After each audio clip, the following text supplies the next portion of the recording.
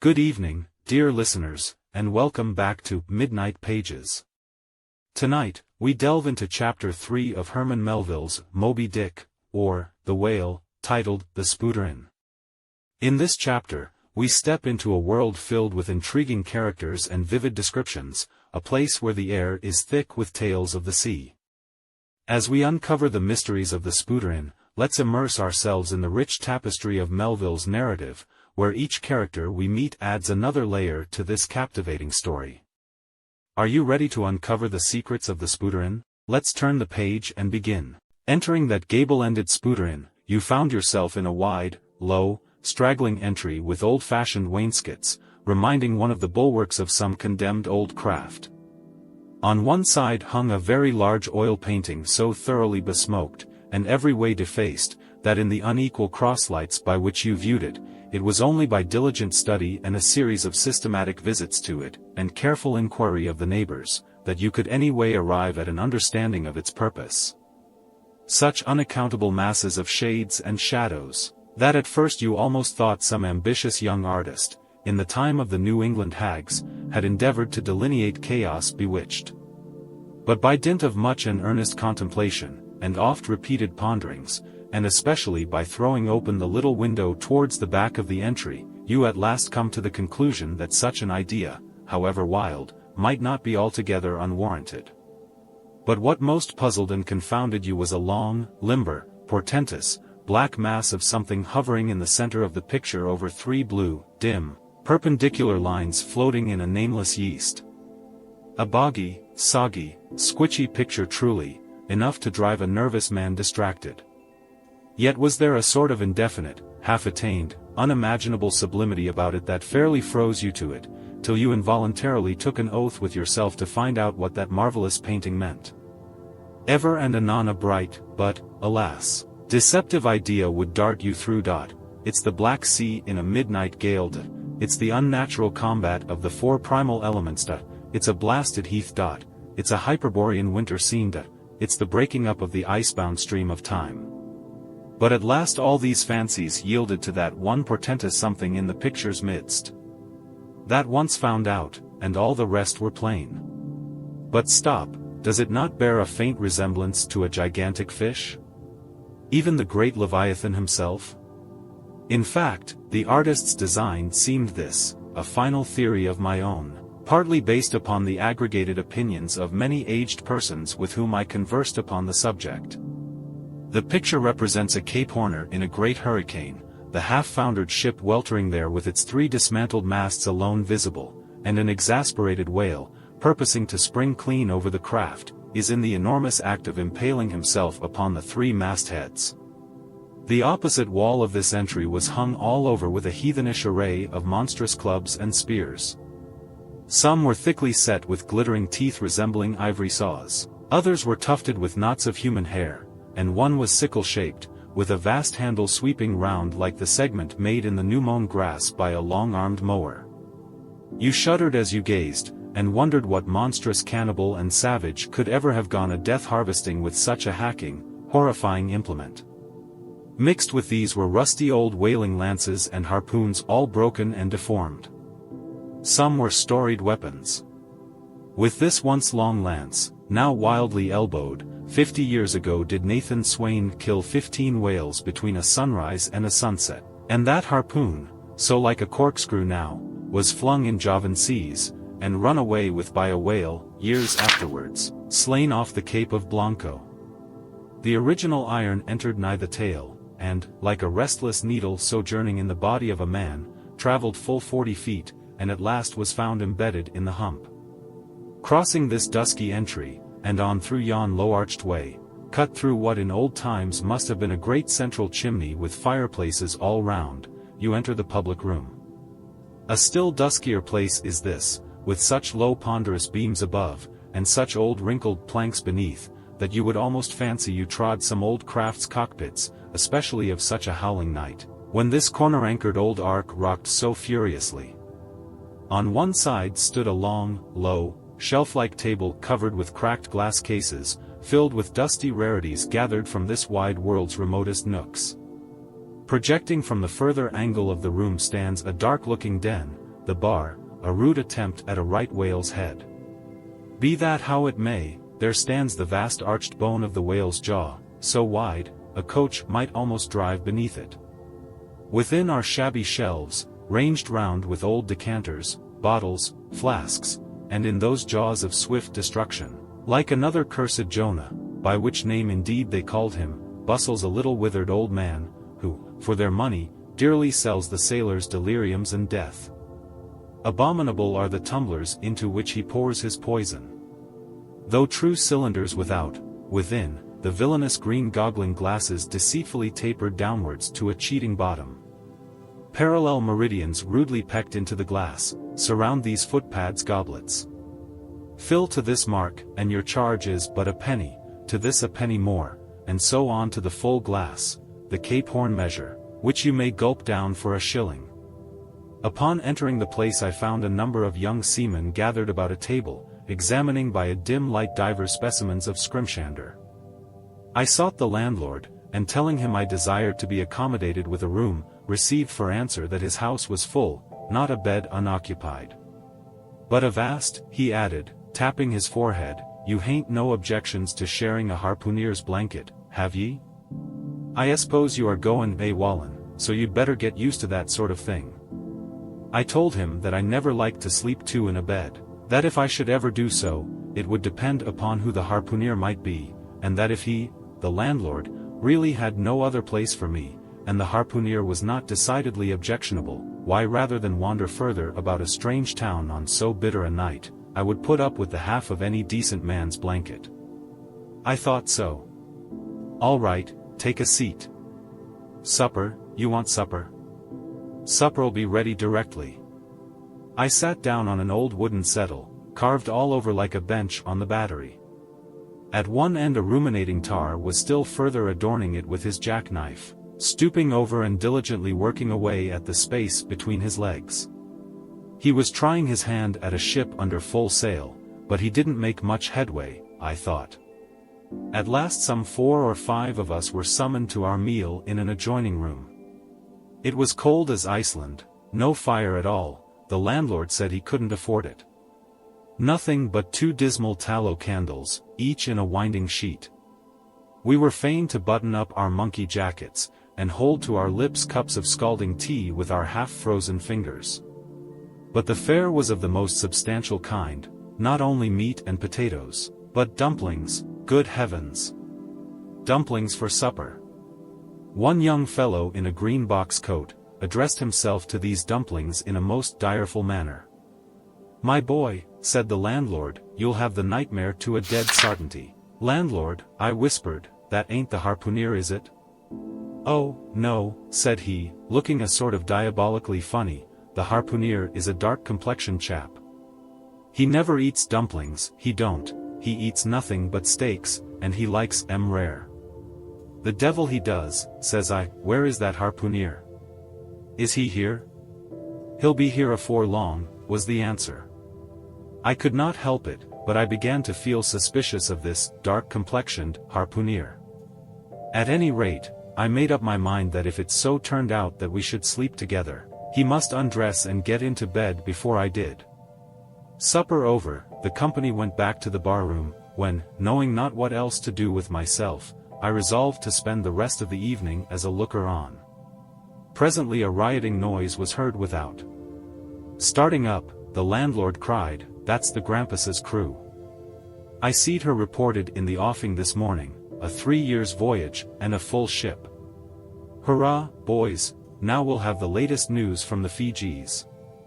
A tramping of sea boots was heard in the entry, the door was flung open, and enrolled a wild set of mariners enough. Enveloped in their shaggy watch coats, and with their heads muffled in woolen comforters, all bedarned and ragged, and their beards stiff with icicles, they seemed an eruption of bears from Labrador. They had just landed from their boat, and this was the first house they entered. No wonder, then, that they made a straight wake for the whale's mouth, the bar, when the wrinkled little old Jonah, their officiating, soon poured them out brimmers all round.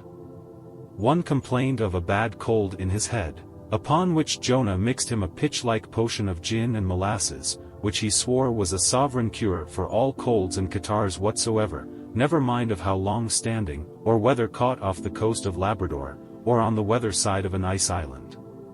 The liquor soon mounted into their heads, as it generally does even with the errantest topers newly landed from sea, and they began capering about most obstreperously. I observed, however, that one of them held somewhat aloof, and though he seemed desirous not to spoil the hilarity of his shipmates by his own sober face, yet upon the whole he refrained from making as much noise as the rest. This man interested me at once, and since the sea gods had ordained that he should soon become my shipmate, though but a sleeping partner one, so far as this narrative is concerned, I will here venture upon a little description of him. He stood full 6 feet in height, with noble shoulders, and a chest like a cofferdam. I have seldom seen such brawn in a man. His face was deeply brown and burnt, making his white teeth dazzling by the contrast, while in the deep shadows of his eyes floated some reminiscences that did not seem to give him much joy. His voice at once announced that he was a southerner, and from his fine stature, I thought he must be one of those tall mountaineers from the Alleghanian Ridge in Virginia. When the revelry of his companions had mounted to its height, this man slipped away unobserved, and I saw no more of him till he became my comrade on the sea. In a few minutes, however, he was missed by his shipmates, and being, it seems, for some reason a huge favorite with them, they raised a cry of "Bulkington! Bulkington! Where's Bulkington?" and darted out of the house in pursuit of him.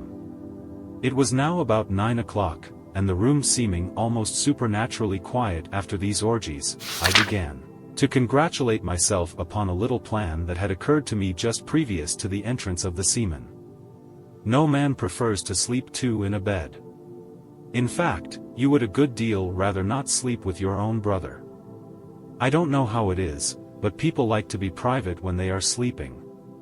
And when it comes to sleeping with an unknown stranger, in a strange inn, in a strange town, and that stranger a harpooner, then your objections indefinitely multiply. Nor was there any earthly reason why I as a sailor should sleep two in a bed, more than anybody else, for sailors no more sleep two in a bed at sea, than bachelor kings do ashore. To be sure they all sleep together in one apartment, but you have your own hammock, and cover yourself with your own blanket, and sleep in your own skin. The more I pondered over this harpooner, the more I abominated the thought of sleeping with him. It was fair to presume that being a harpooner, his linen or woolen, as the case might be, would not be of the tiddiest, certainly none of the finest. I began to twitch all over.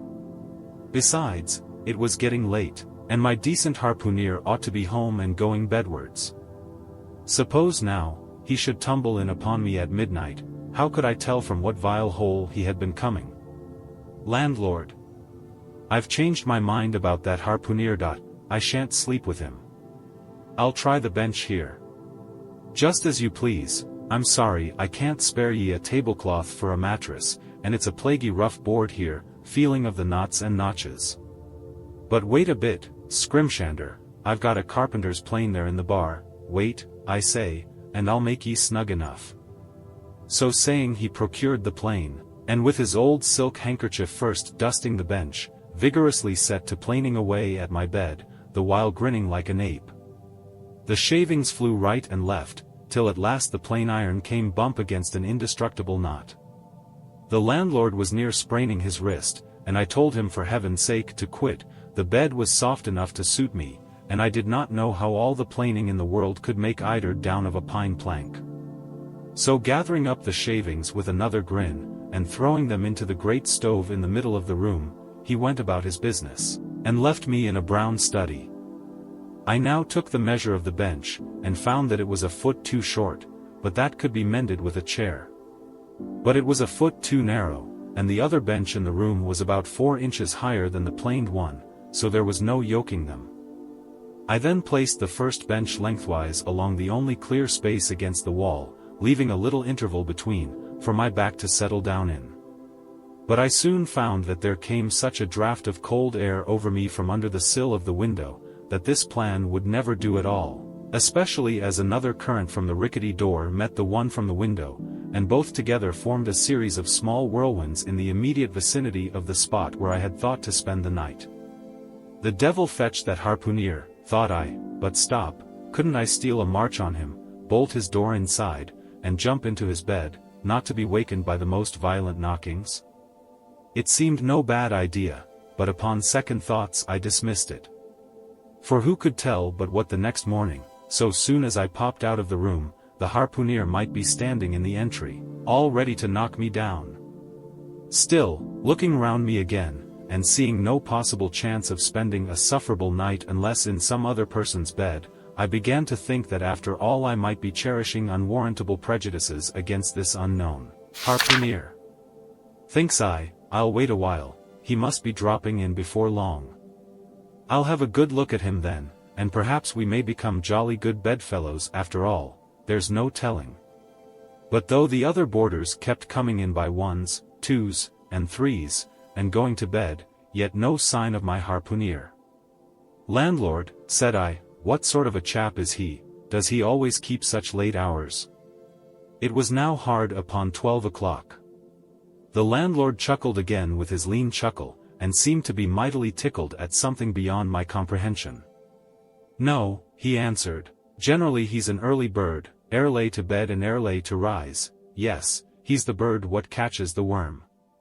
But tonight he went out a-peddling, you see, and I don't see what on earth keeps him so late, unless, maybe, he can't sell his head." "Can't sell his head? What sort of a bamboozingly story is this you are telling me?" getting into a towering rage. "Do you pretend to say, landlord, that this harpooneer is actually engaged this blessed Saturday night, or rather Sunday morning, in peddling his head around this town?" "That's precisely it," said the landlord, "and I told him he couldn't sell it here, the market's overstocked." "With what?" shouted I, "with heads to be sure, ain't there too many heads in the world?" "I tell you what it is, landlord," said I quite calmly, "you'd better stop spinning that yarn to me, I'm not green." "Maybe not," taking out a stick and whittling a toothpick, "but I rather guess you'll be done brown if that 'ere harpooneer hears you a-slanderin' his head." "I'll break it for him," said I, now flying into a passion again at this unaccountable farrago of the landlord's. "It's broke already," said he. "Broke?" said I, "broke, do you mean?" "Sartain, and that's the very reason he can't sell it, I guess." "Landlord," said I, going up to him as cool as empty Hecla in a snowstorm, "landlord, stop whittling. You and I must understand one another, and that too without delay. I come to your house and want a bed, you tell me you can only give me half a one, that the other half belongs to a certain harpooneer. And about this harpooneer, whom I have not yet seen, you persist in telling me the most mystifying and exasperating stories tending to beget in me an uncomfortable feeling towards the man whom you design for my bedfellow, a sort of connection, landlord, which is an intimate and confidential one in the highest degree. I now demand of you to speak out and tell me who and what this harpooneer is, and whether I shall be in all respects safe to spend the night with him. And in the first place, you will be so good as to unsay that story about selling his head, which if true I take to be good evidence that this harpooneer is stark mad, and I've no idea of sleeping with a madman, and you, sir, you I mean, landlord, you, sir, by trying to induce me to do so knowingly, would thereby render yourself liable to a criminal prosecution." "Wall," said the landlord, fetching a long breath, "that's a putty long sarmon for a chap that rips a little now and then. But be easy, this here harpooneer I have been tellin' you of has just arrived from the South Seas, where he bought up a lot of bombed New Zealand heads, great curios, you know, and he's sold all on them but one, and that one he's trying to sell tonight, 'cause tomorrow's Sunday, and it would not do to be sellin' human heads about the streets when folks is goin' to churches. He wanted to, last Sunday, but I stopped him just as he was goin' out of the door with 4 heads strung on a string, for all the earth like a string of Indians." This account cleared up the otherwise unaccountable mystery, and showed that the landlord, after all, had had no idea of fooling me, but at the same time what could I think of a harpooneer who stayed out of a Saturday night clean into the Holy Sabbath, engaged in such a cannibal business as selling the heads of dead idolaters? Depend upon it, landlord, that harpooneer is a dangerous man. "He pays reg'lar," was the rejoinder. "But come, it's getting dreadful late, you had better be turning flukes. It's a nice bed. Sal and me slept in that 'ere bed the night we were spliced. There's plenty of room for two to kick about in that bed, it's an almighty big bed that. Why, afore we give it up, Sal used to put our Sam and little Johnny in the foot of it. But I got a dreaming and sprawling about one night, and somehow, Sam got pitched on the floor, and came near breaking his arm. Arter that, Sal said it wouldn't do.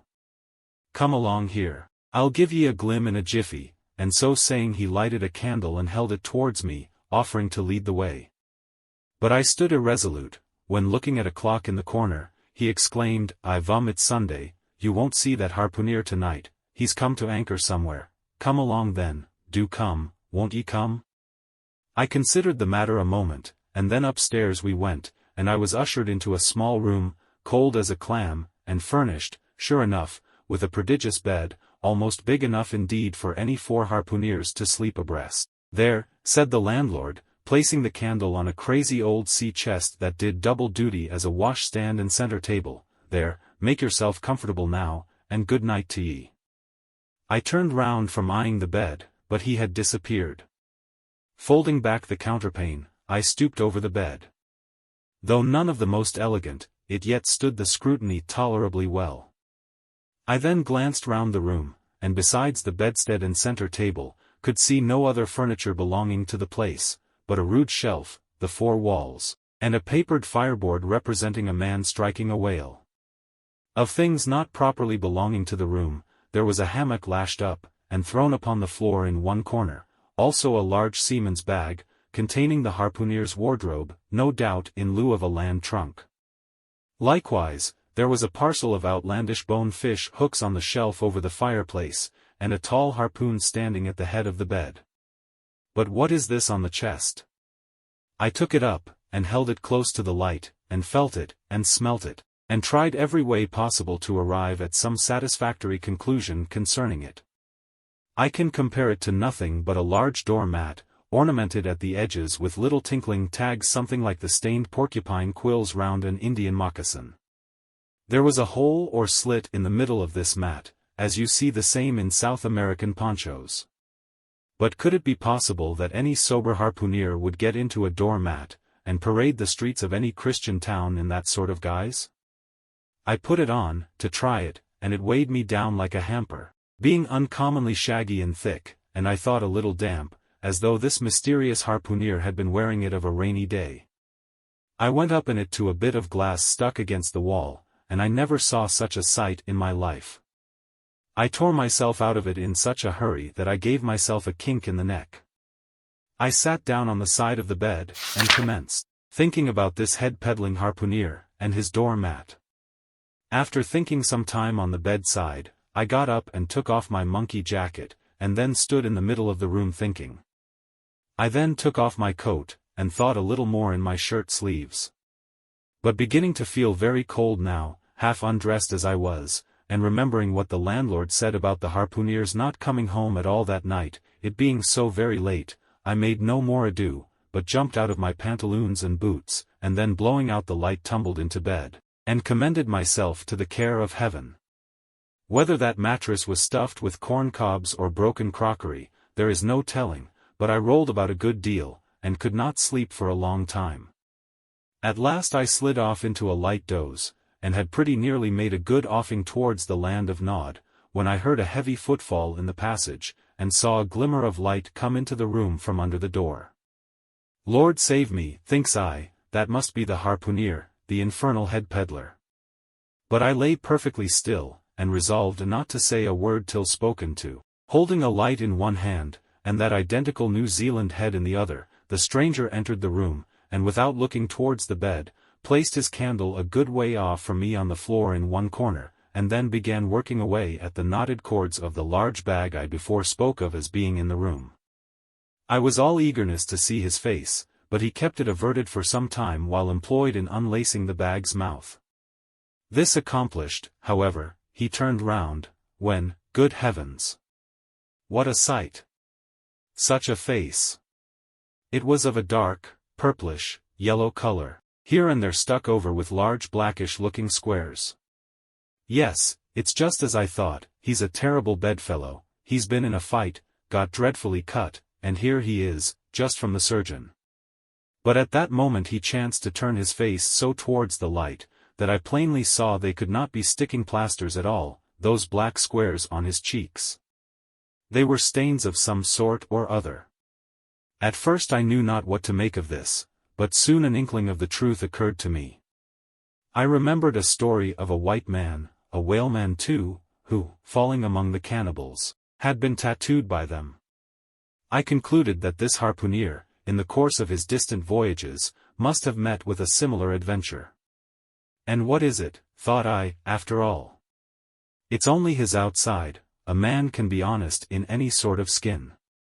But then, what to make of his unearthly complexion, that part of it, I mean, lying roundabout, and completely independent of the squares of tattooing?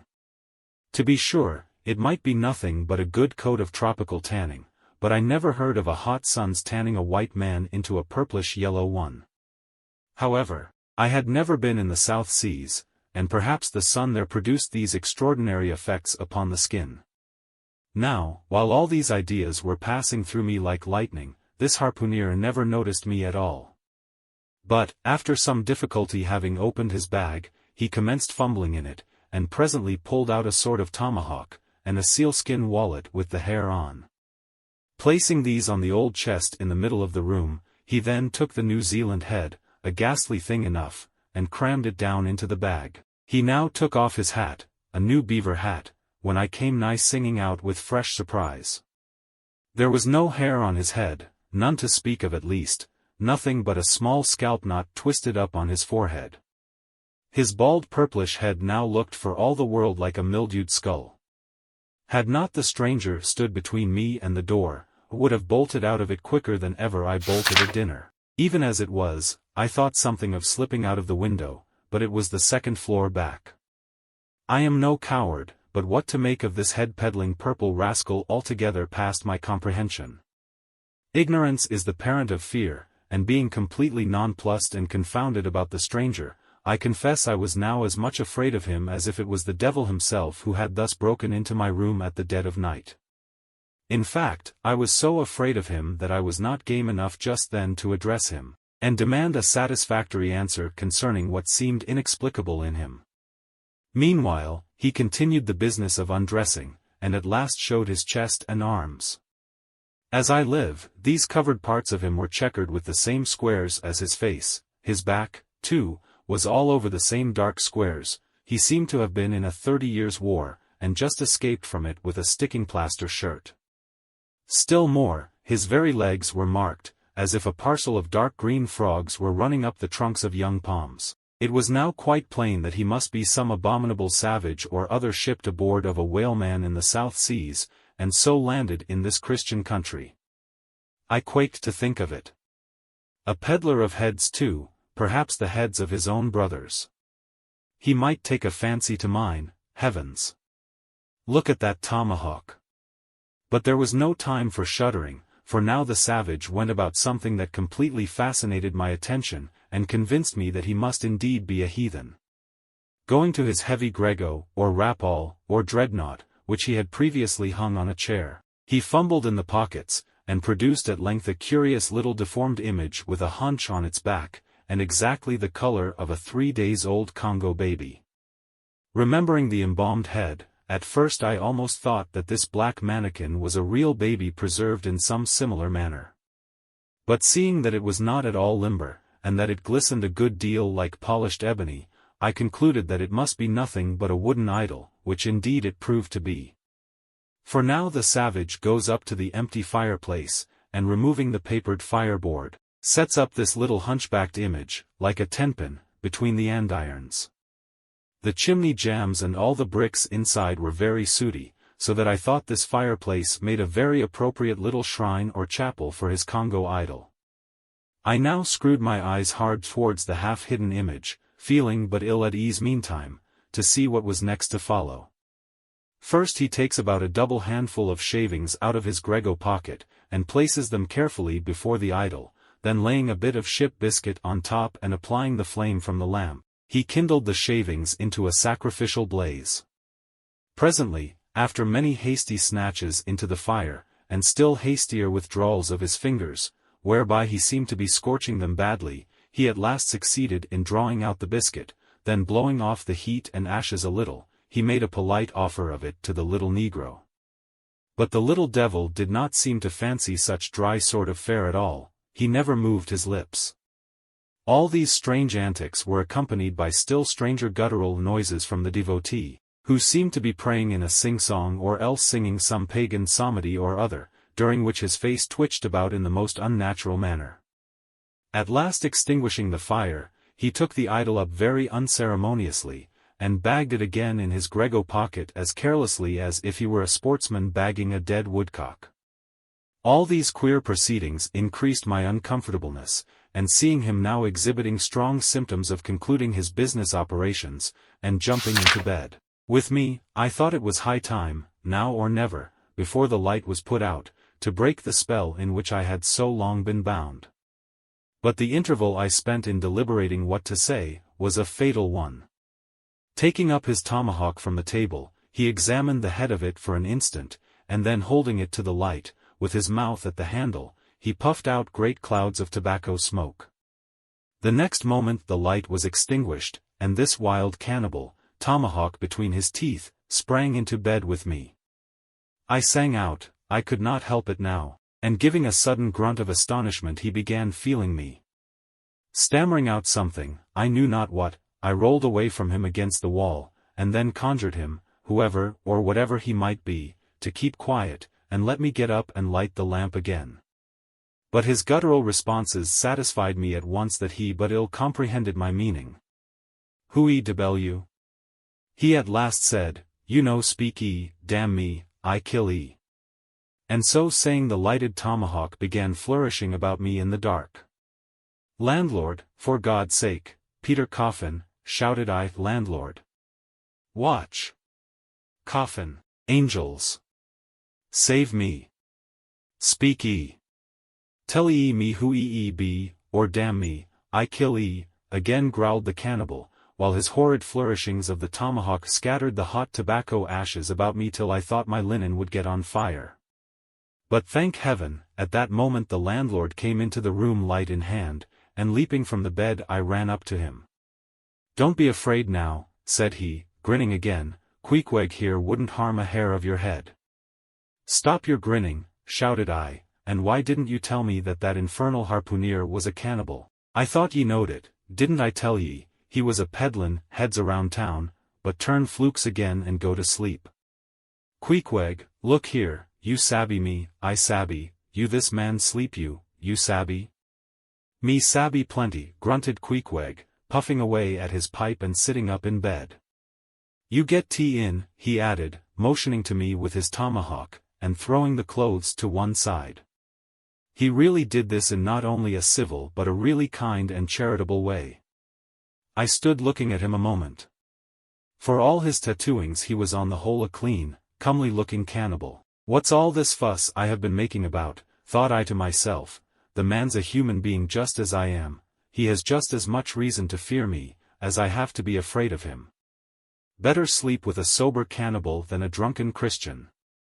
Landlord, said I, tell him to stash his tomahawk there, or pipe, or whatever you call it, tell him to stop smoking, in short, and I will turn in with him. But I don't fancy having a man smoking in bed with me. It's dangerous. Besides, I ain't insured.